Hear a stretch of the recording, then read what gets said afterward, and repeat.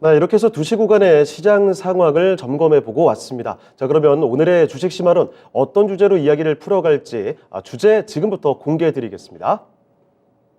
자, 오늘의 주제는요. 꽁꽁 소비 심리 독일 2023년 소매 유통 투자 전략은 이라는 주제로 이야기를 나눠보도록 하겠습니다. 자, 오늘은요. 신영증권의 서정은 연구원과 함께 이야기 나눠보겠습니다. 네, 연구원님 안녕하십니까? 네, 안녕하십니까? 네, 지금 비단 우리 경제 환경뿐만 아니죠. 글로벌 경제 악화 일로를 걷고 있다라고 볼 수도 있겠습니다. 코로나 시기 정점 지나면서 금리 인상 기조, 긴축의 움직임 속에 이제는 경기 침체에 대한 우려감이 굉장히 커져가고 있는데요.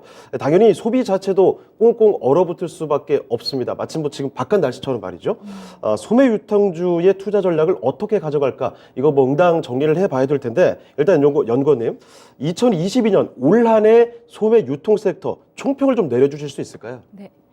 올해 소매 시장 전체를 보면은 성장 한 6% 정도 한 것 같습니다. 네. 그러니까는 포스트 코로나가 진행되면서 소비가 많이 회복이 됐기 때문에 5% 이상의 이런 성장은 좀 오랜만에 나온 것 같은데 사실 이제 이 평균을 상회하는 이 성장을 어느 업체들이 보였느냐 네. 보면은 백화점, 편의점, 그리고 이커머스 이렇게 3개 업체를 역시. 볼 수 있겠습니다.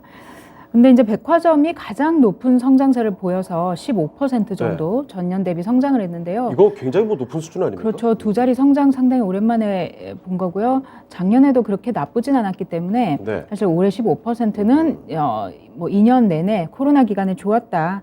그러니까 이 소비가 좀 편중됐다라고도 저희가 보고 있습니다. 네. 그러니까 해외 여행을 많이가 아니라 거의 못 나가셨잖아요. 그렇죠. 아예 못 그러다 나갔죠. 보니까는 이제 백화점에서만 소비가 가능한 특정 소비재들이 있을 겁니다. 그러다 보니 이제 백화점의 성장세가 계속 두드러진 거다라고 보고 있고요. 예. 조금 눈에 띄는 것은 이커머스의 또 성장이죠.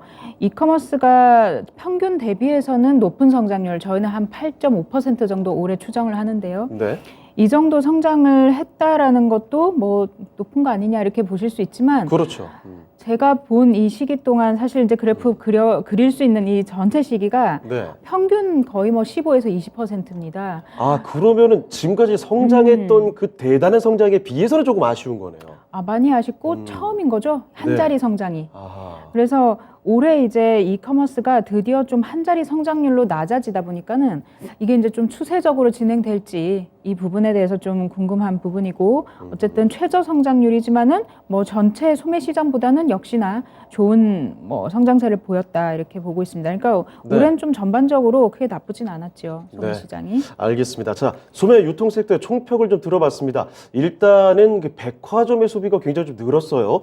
지금 두드러진 성장세를 보여주고 있다는 점, 2자릿수대에 아주 높은 성장률을 보였고, 이커머스 여전히 높은 성장률을 보여주고 있지만 의외입니다. 지금까지의 성장세에 비하면 상당히 좀 아쉬운 모습을 보였다는 점도 기록적인 모습이 지금 나타나고 있습니다. 자, 그런데 지금 말씀드리고 있는 고물가의 경기 둔화 우려까지 더해지면서 이 소비 심리 자체는 굉장히 빠르게 좀 얼어붙고 있는 모습입니다. 실제 지표로도 나타나고 있는데요. 현재의 상황과 그리고 내년도 2023년도의 상황을 좀 나누어서 질문을 좀 드리겠습니다. 일단 지금 연구원님, 소비 지표도 좀 불안하고 소비 펀더멘털 자체가 좀 악화되고 있는 거죠. 맞습니다. 올해 이제 좋았던 것들은 좋았지만은 예. 이제 말씀하신 대로 소비 심리가 좀 안 좋아질 수밖에 없는 2가지 포인트가 있죠. 물가 상승이 너무 가파르게 됐고 그렇습니다. 또 그걸 막으려고 이제 금리를 계속 올리고 그러다 보니까는 이게 어디로도 우리가 좀 도망갈 수 없는 이런 상황인 것 같아요. 실제 주변에 밥값만 해도 굉장히 많이 올랐어요. 맞습니다. 예. 체감적으로는 진짜 점심 식사비가 50% 이상 는 것 같아요. 네. 그래서 이제 이렇게 2가지 포인트, 물가가 올랐다, 그 다음에 금리가 많이 올랐다.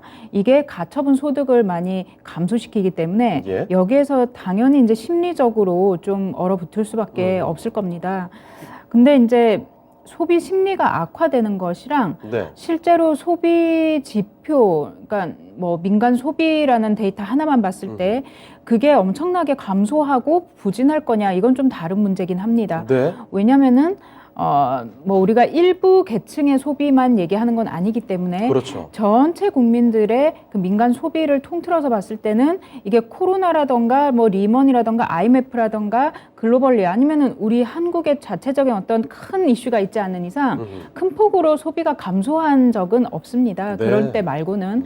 그렇기 때문에 이 소비 전체 규모는 비슷하고 여기에서 이제 뭐 1%, 2% 이렇게 왔다 갔다 하는 상황이기 때문에 예. 소비가 엄청나게 이제 악화된다라고 말하는 건 약간 어폐가 있는 것 같고 심리적으로 많이 얼어붙고 그 소비를 구성하는 카테고리별로 차이를 많이 보일 수 있다. 이렇게 네. 좀 봐야 될 것 같습니다. 그러니까 전체가 뭐 어떻게 오르고 있다, 내리고 있다 이런 것보다는 세분화해서 들여다볼 필요가 있다라는 말씀이시죠? 그렇습니다. 알겠습니다. 자, 실제로 뭐 지금 소비 지표들, 소비자 심리 지수도 뭐 뚜렷하게 좀 비관적으로 나타나고 있고요. 향후 1년간 물가 전망을 의미하는 기대 인플레이션율 이것도 지금 한 5개월째 4%대 정체 중입니다. 이렇게 심리 지표 자체는 좀 나빠지고 있는 상황인데 내년도에 대한 이야기를 좀 집중해서 해봐야 될 것 같습니다. 자, 그렇다면 연구원님, 내년도 소비 심리도 당연히 뭐 쉽지는 않겠지만 개선의 가능성 어떻게 보십니까? 사실은 지금보다도 네. 내년이 조금 더 걱정이긴 할 것 같아요. 그러니까 지금은 이제 심리적으로만 악화돼 있고 네. 그냥 막연하게 내년 상반기 정도까지 미국의 금리 인상 기조가 이어진다라고 가정한다라면은 한국도 그 정도 돼서는 이제 조금 풀리겠지 상황이. 그럼 이제 하반기에는 좀 개선되지 않을까 이렇게 보실 수는 있는데 사실 이제 또 모든 경제 지표들이 뭐 하나 좋아지는 건 아니죠. 네. 그냥 뭔가 안 좋은 것이 조금 멈춘다고 해서 거기서 모든 것이 다 확 바뀌지는 않잖아요. 이제 그렇습니다. 후행적으로 따라오는 각종 지표들이 있습니다. 그래서 그런 것들이 이제 뒤늦게 후유증처럼 좀 영향을 미친다고 봤을 때 사실상 내년 연간 내내 심리 자체는 좀 얼어붙어 있을 것이다 이렇게 보고 있고 대신 이제 계속 말씀드리지만은 어떤 특정 소비들은 지속 좀 강세를 보일 수 있다 그런 생각은 하고 있습니다. 알겠습니다. 자, 일단 내년도 소비 심리도 그 하반기에 들어서는 그래도 좀 개선될 수 있지 않을까 이런 기대를 갖고 있는 분들도 계실 테지만 빠르게 개선되는 흐름은 아마 가져가지는 어려울 것이다라는 점 말씀을 드려봤습니다. 자, 그러면 이 얘기도 좀 해볼게요. 유통주들에 대한 전망이 좀 엇갈리고 있는 상황이거든요. 내년 소비 둔화를 예측하고 있긴 하지만 이 가운데 편의점이나 백화점은 또 거의 견조할 것이다 이런 전망이 좀 나오고 있고요. 반면에 대형 마트와 홈쇼핑 이쪽의 주가를 좀 내년에도 지지부진할 것이다 이렇게 엇갈리는 유통주들의 전망이 나오고 있습니다. 이거는 연구원님 어떻게 좀 보고 계십니까?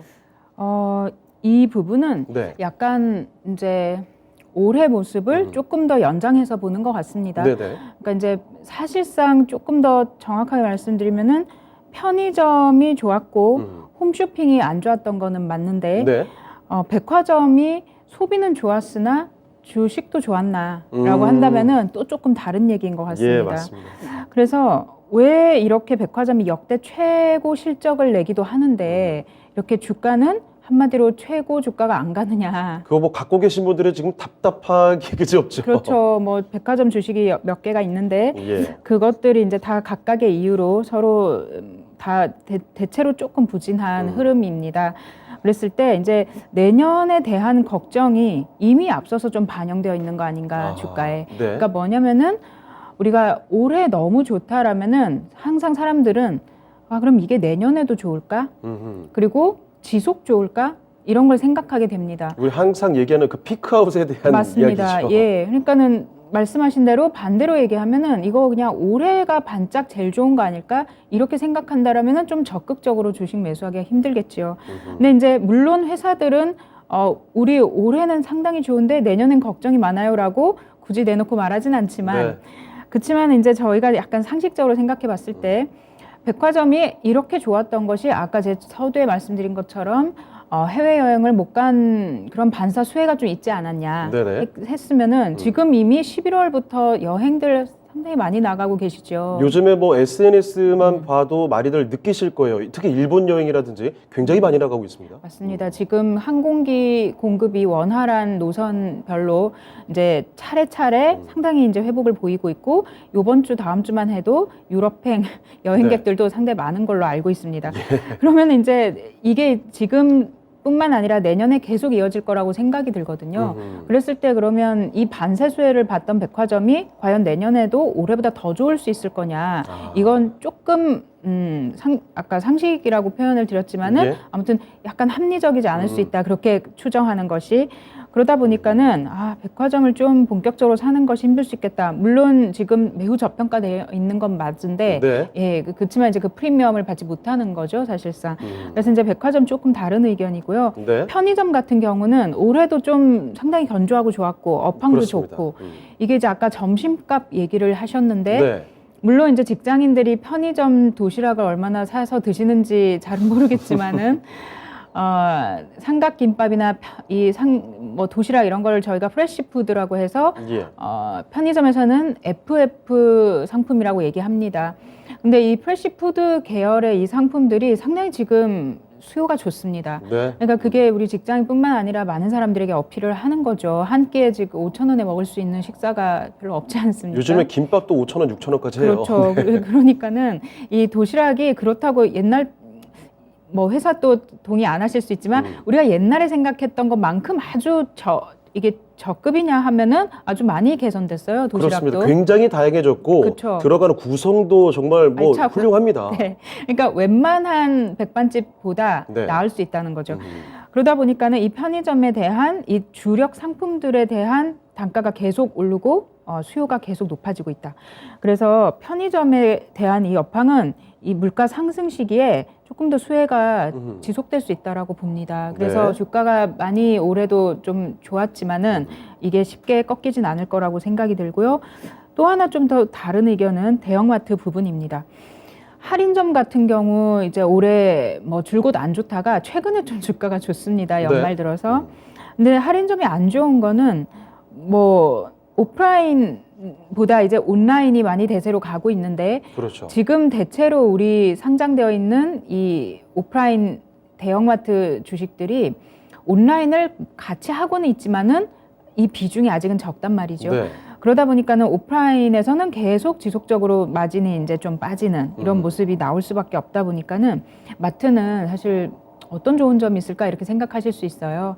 근데 지금 이제 최근 들어 좀 좋다라고 말씀드렸는데 이건 약간 규제 완화 가능성 이게 지금 계속 그렇죠. 나오고 있어서 예.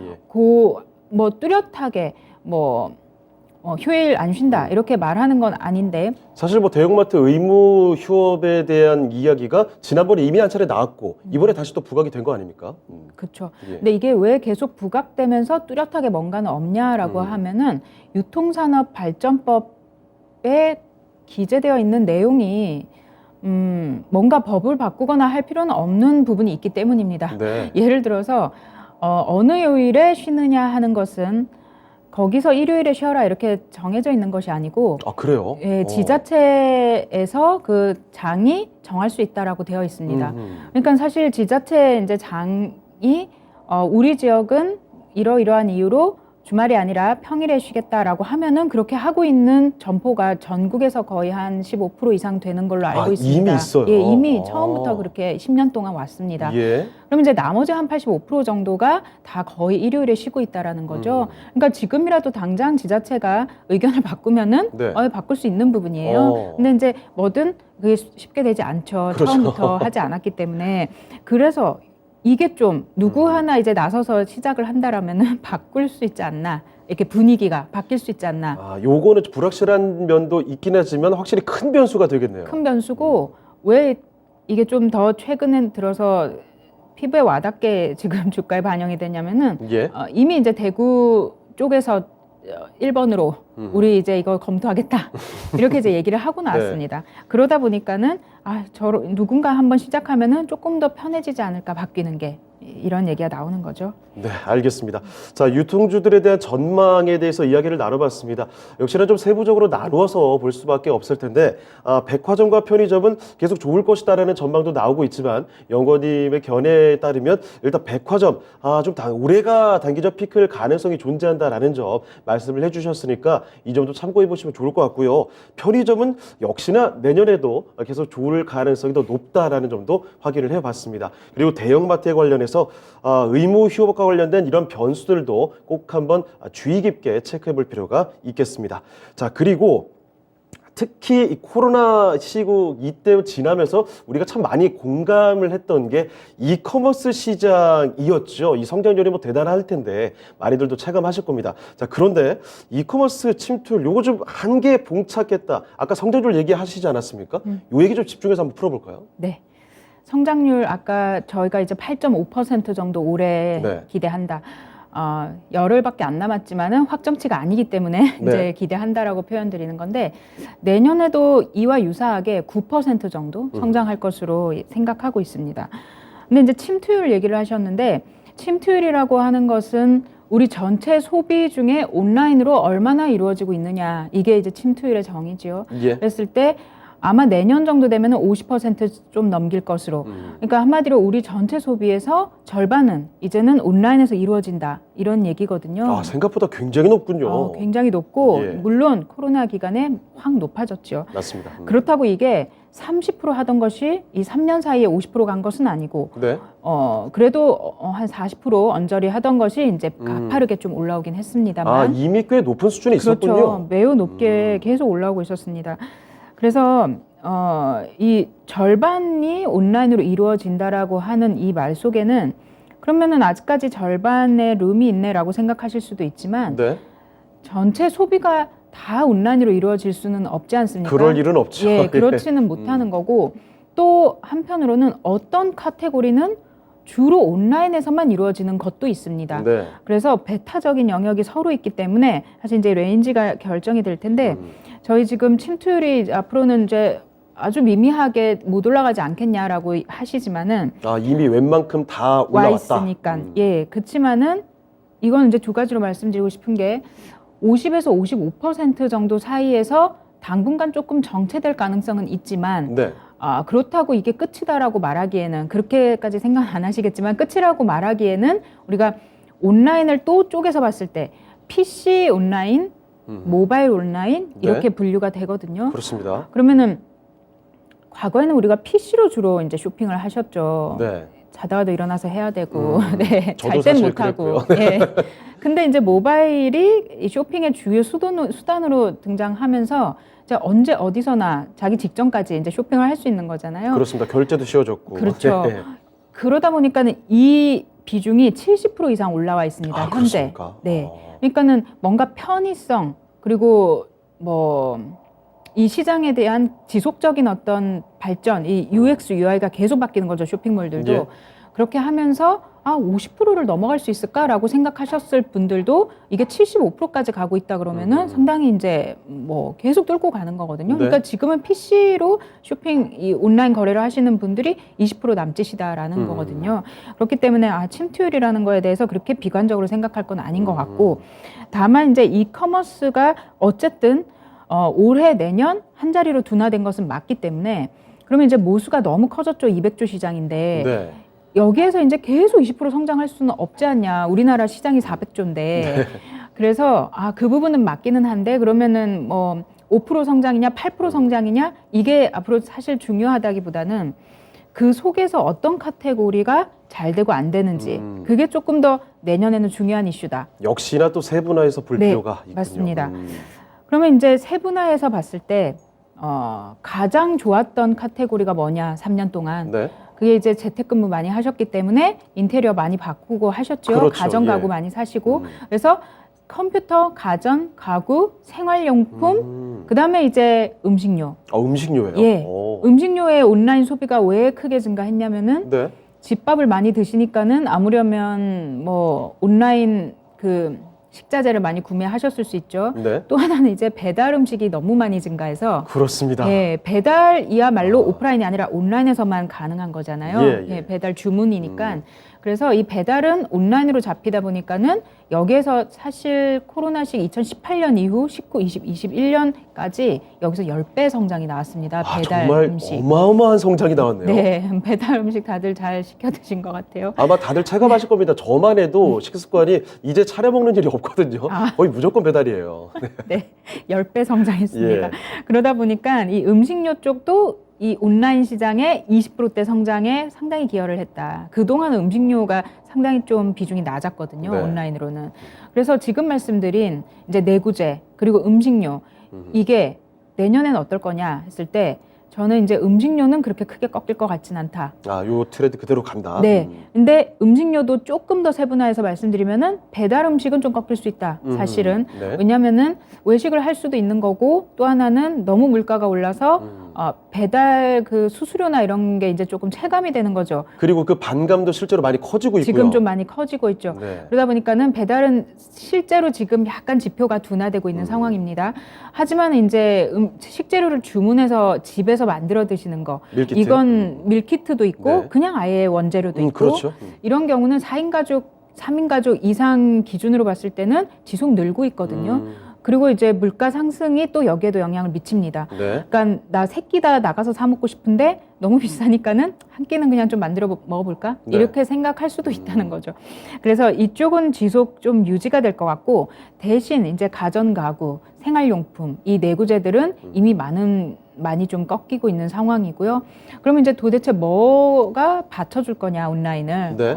뭐가 잘해서 9%나 성장을 하냐 전체 시장이 200조 시장이 여기에 대해서는 이제 다크호스죠. 여행, 문화, 레저. 여행이 있군요. 예. 네, 레저가 있고. 여행, 문화, 레저는 거의 다 온라인으로 이루어지는 소비입니다. 티켓팅 같은 거. 네, 그렇죠.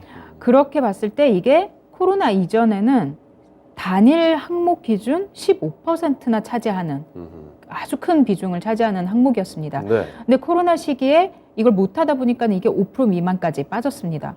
그러다가 올해 5월부터 이제 본격적으로 이 비중이 올라가고 있습니다. 그렇지만은 이전 비중만큼 아직 못 올라가 있다는 거. 네. 그리고 소비가 5월부터 회복은 되고 있지만은 우리가 한번 돌이켜서 생각해 보시면은 대부분의 이 소매 소비에서 다 보복 소비 같은 게 좀 나왔었어요. 네. 대체로 패션도 그랬고. 근데 이쪽은 아직 보복 소비를 못 하고 있다고 생각이 돼요. 왜냐하면은 공급이 부족해서. 네. 네, 항공편이 적고 오픈이 다 안 돼 있고 너무 비싸고 아직은. 그렇습니다. 그러다 보니까는 내년으로 미루시는 분들 되게 많을 거라고 생각이 됩니다. 네. 그러면 이게 일시적으로 또 한번 쫙들 나가시면서 일종의 이제 보복 소비가 좀 뒤늦게 네. 나올 수 있다. 본격적인 부분. 그렇죠. 그렇게 되면 이제 이 분야에서 온라인 성장이 나온다라고 보는 거죠. 네. 그래서 이쪽 카테고리는 사실상 모든 소비가 위축되더라도 내년에는 단 하나 좀 기대하는 그런 소비 품목입니다. 네. 자, 이커머스 시장에 대한 이야기도 상세히 좀 말씀을 드렸습니다. 일단 코로나 시기 성장을 이끌었던 카테고리, 뭐 가전이라든지 생활용품 이런 쪽 내구재들 있겠고 음식료까지 좋았습니다. 자, 그런데 가전, 가구, 생활용품 이 내구재 쪽에서는 조금 좀 꺾이는 흐름이 나타나지 않을까라는 점, 음식료는 뭐 그대로 지속이 될 수 있다라는 점도 말씀을 해주셨고요. 특히 우리가 주목을 해야 되는 거는 2023년에는 여행이나 문화 그리고 레저 쪽에서 기대할 만한 요소들이 있다라는 점을 분명히 또 말씀해 주셨습니다. 참고를 해보시고요. 자, 그리고 여행 얘기 나왔으니까 또 이 얘기를 빼놓을 수가 없을 것 같거든요.